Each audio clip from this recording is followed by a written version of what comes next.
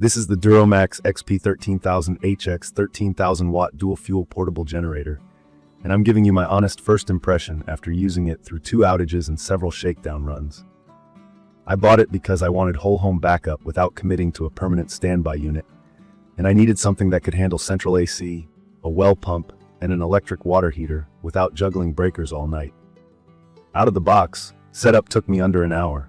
I bolted on the wheels, feet, and handles, added oil, connected the battery, and it fired right up with the push-button start. The electric start is a huge quality of life win. The first thing I noticed is the sheer size and heft. It's heavy. Think relocatable, not truly portable. The wheel kit and folding handles make it manageable across concrete and packed gravel, but this is a 2-person lift if you ever need to load it into a truck. In my opinion, that's a fair trade for the power you're getting. Key features that stood out to me are the dual fuel capability, the serious output, 13,000 starting watts and 10,500 running watts on gasoline, the CO alert safety shutoff, and a power panel that feels designed for home backup. You get 4 standard 120-volt GFCI outlets for tools and small appliances, a 120-volt 30-AT twist lock that's great for RVs, a 120 240-volt 30-ATs for common transfer switches, and the big one, a 120 240-volt 50-AT outlet that lets this thing stretch its legs for whole home use. I also like the digital display for voltage, frequency, and runtime hours. That hour meter is the unsung hero for staying on top of oil changes. From my experience, the dual fuel setup is the real advantage. I tested both gasoline and propane. On gas, it has a little more punch. That's when I saw the strongest motor starts. On propane, the drop-off felt small, and the convenience is hard to beat. Propane stores cleanly and safely for the long haul, and during extended outages that matters. I ran it on a 40-pound propane tank for a good chunk of time and had no issues powering the essentials. For those new to generators, starting watts are the short bursts needed to kick on big motors like your AC, while running watts are what it can supply continuously. That's why that 13,000 versus 10,500 distinction matters. I wired mine to a 58 manual transfer switch installed by a licensed electrician. If you're new to transfer switches, it's a safe bridge between the generator and your home panel, so you're not backfeeding the grid. With that 58 connection, I was able to run lights, fridge, freezer, well pump, gas furnace blower, and even my 3-ton central AC, but only after adding a soft start kit to the AC. Soft start is a small device on the AC that reduces the big spike of power needed on startup. Without it, the inrush current can trip the generator's surge capacity. With the soft start, it came on smoothly. If you want to run central AC from a portable generator, I'd recommend this for homeowners who are willing to add that soft start. It's a small upgrade that makes a huge difference in day-to-day usability. Noise-wise, it's loud compared to an inverter generator. It sounds like a lawnmower or shop vac, totally expected for an open-frame unit of this size. I run it outdoors on a level pad, away from windows and doors, with the exhaust pointed away from the house. The CO alert adds peace of mind. It monitors for carbon monoxide and shuts the engine down if levels get unsafe.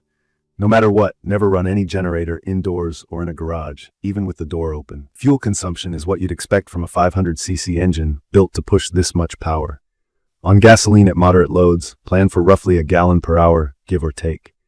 With an about 8-gallon tank, you can get through a day as long as your load isn't maxed out. On propane, the runtime depends on tank size. A 40-pound cylinder kept me going for a good stretch at a mid-level household load, and swapping tanks was simpler than refueling with gas cans in the dark. In my opinion, it's perfect for folks who plan to store propane for emergencies. Gas is still great for maximum output, but propane's shelf life and cleanliness make life easier when the outage runs long. Build quality feels solid. The engine uses a cast iron sleeve, and the alternator windings are all copper, which I prefer for durability and heat handling. The frame is tough. The handles feel sturdy, and the front-facing controls are logical. A small nitpick: the oil drain location can make changes messy if you don't prep a catch pan or a little cardboard deflector. It's not a deal breaker, just something to plan for. The idle control helped with fuel use on light loads when I ran gasoline. On propane, mine behaved more like a fixed RPM unit.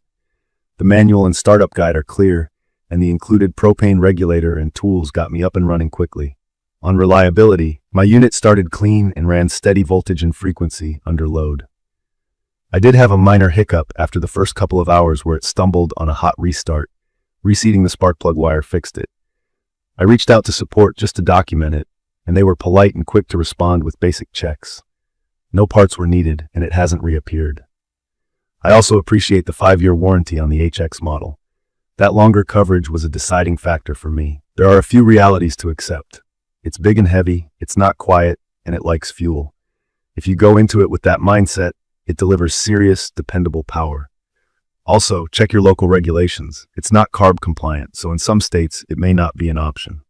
For everyone else, when paired with a properly installed transfer switch and a soft start on your AC, it genuinely feels like a whole home setup without the cost of a permanent standby.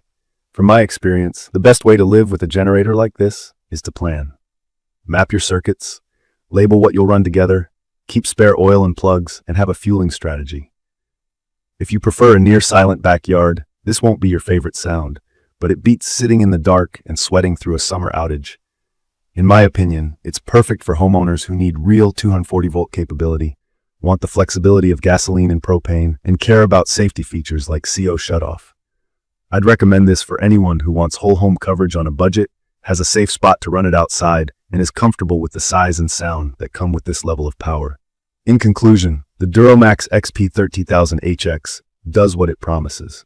It's a true workhorse with friendly controls, meaningful safety tech, and enough outlet options to match most home setups. It's not small, it's not whisper quiet, and it's not the cheapest to feed, but when the lights go out, it turns a bad night into a manageable one. If you found this helpful, subscribe to the channel and drop your questions or experiences in the comments. Thank you for watching.